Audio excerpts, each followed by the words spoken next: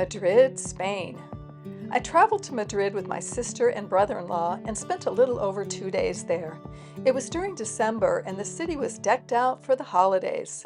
I will share 5 of my favorite things to see and do, and at the end of the video I'll share some advice for anyone planning a visit. Number 1. The Royal Palace. The Royal Palace of Madrid is a huge complex that includes Armory Square, where some of the changing of the guard ceremony is held. It also includes the Sabatini Garden, which was under construction when I was there, and the Plaza de Espana is nearby. The palace is the largest in Western Europe and one of the largest in the world. It is over 135,000 square meters and has 3,418 rooms. Yes, 3,418 rooms. It holds various state affairs, but is also open to the public. You need to purchase tickets in advance and are given a time window to enter. My brother-in-law was using a walker, so we had a personal escort to an elevator up to the 2nd level. I have to say that as I walked through the palace, my jaw kept dropping. I have never seen such opulence. Each room was abundantly lavish and unique in its own way. A few of the standouts were this amazing main staircase with glorious paintings overhead, the porcelain room where the walls are actually made of intricate porcelain, the gala dining room which can accommodate 140 people, the Stradivarius room which housed several Stradivarius instruments, and my favorite, the Gasparini room, which had Asian influences. What was fascinating about this room was that everything was in 3D, so it was rich in texture. Here are a few more images of the palace, where every room was grand and over the top.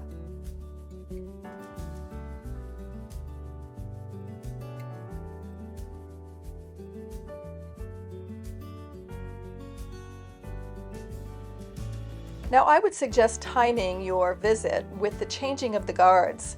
This happened to us by accident and it was fun to watch. There was a fence line where people gathered on one side of the building, and periodically there were horses and soldiers in procession. After watching for some time, we entered the palace and discovered that there was more ceremony going on inside the armory of the palace. It was just finishing when we arrived. You may want to purchase a ticket around the time of the changing of the guards and watch from within the palace grounds. Number 2, Retiro Park.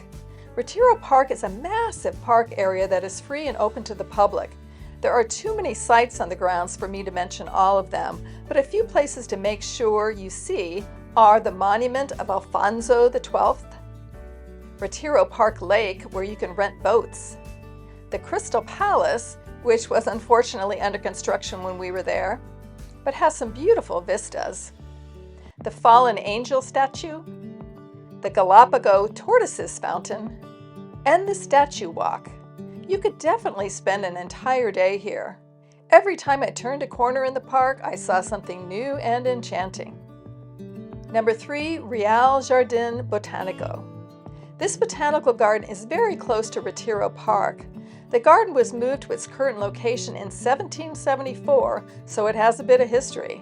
It only cost a couple euros to enter, and it has lovely walking paths, sculptures, and places for reflection. There is also a science museum on the grounds because the gardens are also used for education. When we were there, it was December, so not much was in bloom. However, it was still a pretty setting. Number 4, the Temple of Debod. This Egyptian temple, which dates back to the 2nd century BC, was transported from Egypt to Madrid's Cuartel de la Montaña Park. In the 1960s, Egypt requested international help to save the temple from being damaged by floods following the construction of the Aswan Dam. To thank Spain for the country's generous donation, the Egyptian government gifted the temple to the city of Madrid. You had to wonder how they transported such heavy stones all the way from Egypt. Surrounding the temple are gardens so that you can sit in various locations and admire the temple.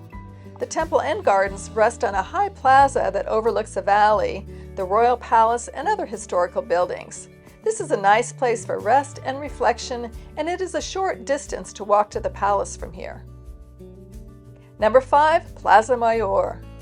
Madrid's Grand Central Square is found in the heart of Habsburg Madrid, the oldest part of the city. Steeped in history, the plaza is a central hub for touring this district. We were there during the Christmas markets, so it was decked out with Christmas decorations. Very fun. There are numerous shops, street vendors, and cafes within and outside the plaza walls. We visited a churro place right outside the plaza, and it was great fun. I have left links to many of these sites as well as other videos on this trip in the description below. Of course, Madrid is a huge city with so much to see and do. Just walking along the Grand Via and viewing the magnificent architecture is a treat. If you have more time than we did, make sure to include some museums in your travels. For senior and solo travelers, the city felt safe and friendly. However, like any large metropolis, it is advisable to keep an eye on your belongings at all times. Since I was traveling with my brother-in-law, who was using a walker at the time, I was very aware of the efforts needed for people with limited mobility. The city certainly had places that were not easily accessible, had uneven surfaces, and/or had steep hills. He managed quite well, but there were challenges along the way. As always, if you have questions, feel free to ask in the comments section, and check out the Senior Solo Travel website and Facebook forum where you can interact with other travelers. And if you'd like to follow my senior and solo travel journeys, please like and subscribe. Next stop, Barcelona.